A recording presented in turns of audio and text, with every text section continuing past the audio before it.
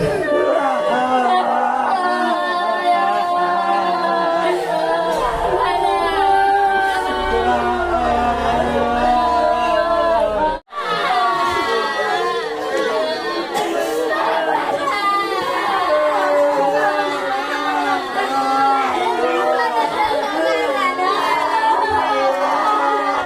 মাৰিব লাগিছিল ধৰণে কি প্ৰৱেশ হ'ল তাৰমানে আজি আমি 16 দিনৰ মূৰত ডেড বডিটো পালোঁ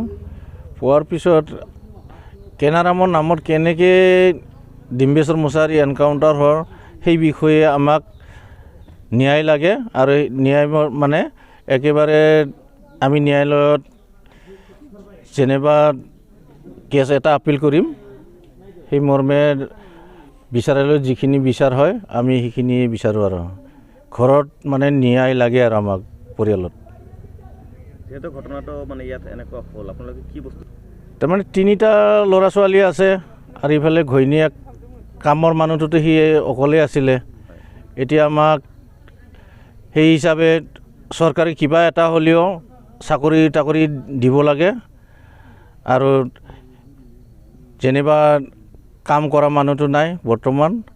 সেইকাৰণে কামৰ বিষয়ে পইচা পাতি দিও যিখিনি সহায় কৰিব পাৰে চৰকাৰে সেইখিনি আমি বিচাৰোঁ আৰু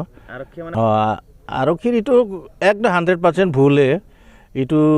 ফেক এনকাউণ্টাৰ একেবাৰে যি আৰক্ষীয়ে এনকাউণ্টাৰ কৰিলে তাৰ বিৰুদ্ধে মানে ব্যৱস্থা হোৱাটো আমি কেছ আপিল কৰিম তাৰমানে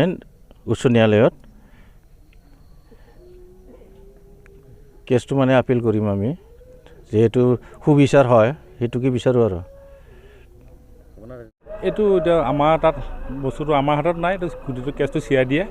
CID আমাক মানে মৰ্গৰ পৰা হেণ্ডঅভাৰ কৰিছে আমি ইয়ালৈকে এস্কৰ্ট কৰিহে লৈ আহিছোঁ ইমানেই জানো আৰু তাৰ বাহিৰে একো নাজানো CID ইতিমধ্যে এটা ডকুমেণ্ট ইতিমধ্যে ওলাই দিয়া আমি দেখিবলৈ পাইছোঁ য'ত লিখা আছে মানে ভুল এনকাউণ্টাৰত মৃত্যু হৈছিল বা কেনাৰামৰ নামত ডিম্বেশ্বৰৰ মৃত্যু হৈছিল আপোনালোক কিমান জানে কি জানিলে আমি তাৰ বিষয়ে একো নাজানো এইটো